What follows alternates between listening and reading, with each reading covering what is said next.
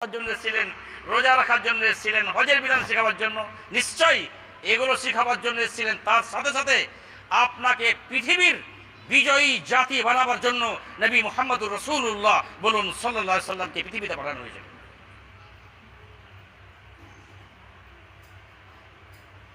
তৃতীয় ডিউটি, প্রতিটি নবী এবং রাসূলকে প্রেরণ করার পিছনে সেটি হলো এই, লাকাদ আরসালনা রুসুলানা বিল বাইয়িনাত ওয়া আনজালনা মাআহুমুল কিতাবা ওয়াল মিজানা লিয়াকুমান নাসু বিল কিসত। লাকাদ আরসালনা রুসুলানা, নিশ্চয় আমি আমার রাসূলদেরকে প্রেরণ করেছি, বিল বাইয়িনাত, স্পষ্ট দলিল দিয়ে, প্রমাণ দিয়ে, ওয়া আনজালনা মাআহুমুল কিতাব, এবং সেই নবী এবং রাসূলদের সাথে প্রেরণ করেছি কিতাবকে, অর্থাৎ গাইড বুককে, জীবন বিধানকে। কেন? ওয়া আনজালনা মাআহুমুল কিতাবা ওয়াল মিজানা, গাইড বুকের সাথে সাথে তাদের সাথে প্রেরণ করেছি তারাজুকে, নাপ তোলের আলাকে। কেন? লিয়াকুমান নাসু বিল কিসত, যেন মানুষের মাঝে ন্যায় প্রতিষ্ঠিত হয়, মানুষের মাঝে ইনসাফ কায়েম হয়। লক্ষ্য করুন, আল্লাহ রাব্বুল আলামিন নিজের নবী রাসূলদেরকে প্রেরণের কারণ এবং রাসূলদের ডিউটির কথা বলছেন এই আয়াতে। দলিল দিয়ে পাঠিয়েছি, কিতাব বিধান দিয়ে পাঠিয়েছি, ইনসাফের পাল্লা বা তারাজু দিয়ে পাঠিয়েছি। কেন? লিয়াকুমুন নাসু বিল কিসত, যেন মানুষের মাঝে ন্যায়কে কায়েম করতে পারেন, মানুষের মাঝে ইনসাফকে প্রতিষ্ঠা করতে পারেন। এখানে আল্লাহ মুসলমানদের মাঝের কথা শুধু বলছেন না, লিয়াকুমুন নাসু বিল কিসত, সারা পৃথিবীর মানুষের মাঝে যেন ন্যায় কায়েম হয়, ইনসাফ হয়, জাস্টিস হয়, এই জন্য নবী রাসূলদেরকে প্রেরণ করেছি। আজকের দিনে ন্যায় এবং ইনসাফ কায়েম হোক, এই সদিচ্ছা না আমরা ব্যক্তি জীবনে দেখতে পাচ্ছি, না পারিবারিক জীবনে দেখতে পাচ্ছি, না সামাজিক জীবনে দেখতে পাচ্ছি, আর না রাষ্ট্রীয় জীবনে দেখতে পাচ্ছি।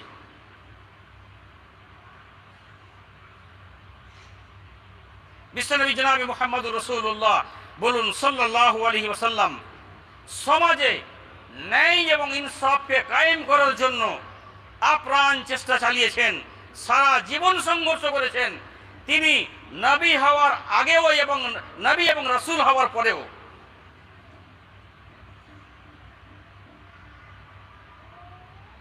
নাম্বার 4,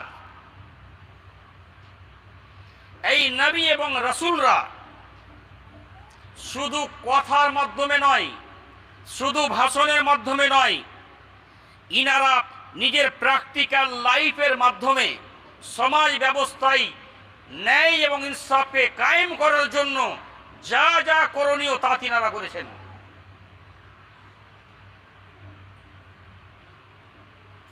বেশ কিছুদিন আগে একবার জুমার খুতবায় এখান থেকে একটা হাদিসের অংশ আপনাদের সামনে আমি রেখেছিলাম, সেটি শুধু স্মরণ করিয়ে দিচ্ছি। কে রাসূল সাল্লাল্লাহু আলাইহি ওয়াসাল্লাম এক জায়গায় মসজিদে নববীর ইমাম ছিলেন, খতিব ছিলেন, আবার মসজিদে নববীর আঙিনায় যে মাদ্রাসা ছিল আসহাবে সুফফা, তার তিনি প্রিন্সিপাল বা সদর মুদারিসও ছিলেন। তার সাথে সাথে তিনি মদিনা রাষ্ট্রের রাষ্ট্রপ্রধানও ছিলেন। এমনকি মদিনা রাষ্ট্রের তিনি ছিলেন সুপ্রিম কোর্টের জজও। এটি তিনি নিজের প্র্যাকটিক্যাল জীবনে এটা প্রমাণ করে তিনি গেছেন। মদিনায় একটা ক্রাইসিস হয়ে গেল। ক্রাইসিসটা কি? একজন ছোট্ট মেয়ে গলায় সোনার চেন পরে মদিনায় ঘোরাফেরা করছে। মদিনার এক দুষ্কৃতীর নজর সেই মেয়েটির গলার সোনার হারে পড়ে যায়। সুযোগ পেয়ে মেয়েটির গলার হারকে ছিনিয়ে নেয় আর পাথর দিয়ে মেয়েটির মাথাকে সে কুচলে দেয়, থেতলে দেয়। মেয়েটির অবস্থা একবারে মরা মরা। একটা ক্রাইসিস, একটা সমস্যা দেখা দিয়েছে। মেয়ের বাবা এই সমস্যার সমাধানের জন্য কোথায় যাবেন? ছুটে এলেন বিশ্বনবী জনাবে মুহাম্মদুর রাসূলুল্লাহ বলুন সাল্লাল্লাহু আলাইহি সাল্লামের কাছে।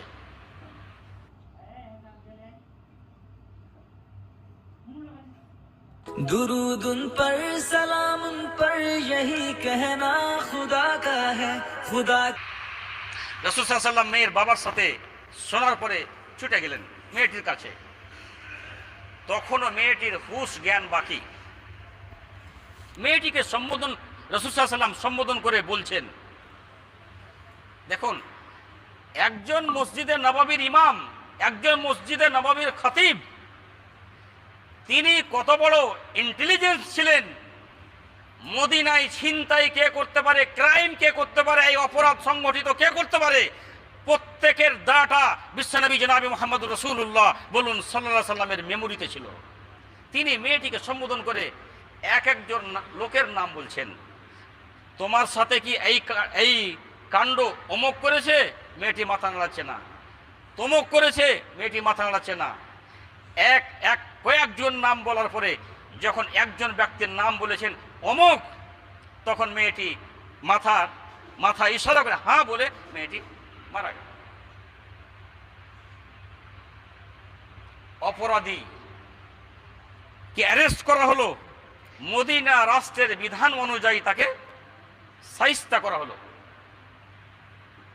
তাহলে রাসূল সাল্লাল্লাহু আলাইহি সাল্লাম শুধু নামাজ, শুধু রোজা, শুধু হজ এইগুলো শেখাবার জন্য শুধু আসেননি, অবশ্যই এগুলো শেখাবার জন্য এসেছিলেন। তার সাথে সাথে সারা পৃথিবীর মানুষের সামনে এমন এক সমাজ ব্যবস্থা, এমন এক রাষ্ট্র ব্যবস্থা, এমন এক ন্যায় এবং ইনসাফ ভিত্তিক সমাজ ব্যবস্থা কায়েম করার জন্য নিজের জীবনকে সঁপে দিয়েছিলেন। পৃথিবীর হিস্ট্রিতে এর কোনো আর উদাহরণ খুঁজে পাওয়া যায় না। তিনি যেভাবে করেছিলেন। সম্মানীয় মুসল্লি ভাই সকল, রাসূলুল্লাহ সাল্লাল্লাহু আলাইহি সাল্লাম মদিনা রাষ্ট্রের মানুষের কল্যাণের জন্য, জনহিতের জন্য যেই সব কর্মসূচি গ্রহণ করেছিলেন, আজকের দিনে যদি আমরা সেইগুলোকে পড়ি তাহলে মনে হবে যেন রাসূল শুধু 1450 বছর পূর্বে আসেননি, মনে হচ্ছে যেন রাসূল আজকের দিনে সমাজের মানুষের সামনে এসেছেন। এরকম আপনাকে অনুভব হবে তিনার যদি এই জীবন চরিত্রকে আপনারা যদি সুন্দরভাবে স্টাডি করেন। তিনি গরিব, দুঃখী, দুস্থ, অসহায়, ইয়াতিম, দুর্বল এবং স্পেশালি তিনি কমজোর এবং দুর্বল মানুষের তিনি ছিলেন আওয়াজ। সেই যুগে আবু জাহাল, আবু লাহাব, ওতবা, শাইবা তিনি কাউকে পরোয়া করেননি। যখনই ন্যায় এবং ইনসাফের ব্যাপার এসেছে তিনি একবারে এই ব্যাপারে খুব কঠোর পদক্ষেপ নিয়েছেন। এই ছিল বিশ্বনবী জনাবে মুহাম্মদুর রাসূলুল্লাহ বলুন সাল্লাল্লাহু আলাইহি সাল্লামের সুন্নাত, এবং এটি ছিল আল্লাহর পক্ষ থেকে দেওয়া তিনার একটি দায়িত্ব। এখন রাসূল আমাদের মাঝে নেই। রাসূলের ডিউটি, এই ডিউটি পালন কে করবে?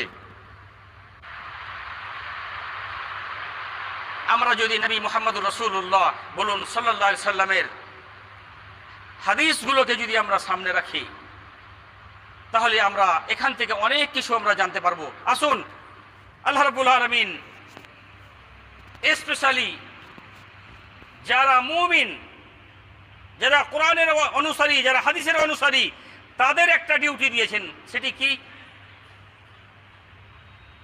কুনতুম খায়রা উম্মাহ, তোমরাই শ্রেষ্ঠ জাতি। উখরিজাত লিন্নাস, তোমাদেরকে চয়ন করা হয়েছে, তোমাদেরকে নির্বাচিত করা হয়েছে মানুষের জন্য, শুধু মুসলমানের জন্য নয়।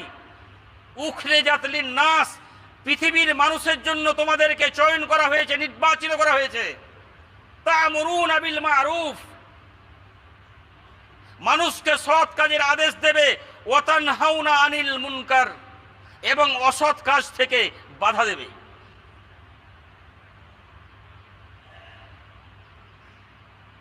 আমরা যারা খায়রে উম্মত, আমাদের যাদেরকে আল্লাহ রাব্বুল আলামিন চয়ন করেছেন, তুমি খায়রে উম্মত, শ্রেষ্ঠ জাতি, তোমার দায়িত্ব হচ্ছে তা'মুরুনা বিল মা'রুফ ওয়া তানহাউনা আনিল মুনকার, সৎ কাজের আদেশ করবে এবং অসৎ কাজ থেকে বাধা দেবে।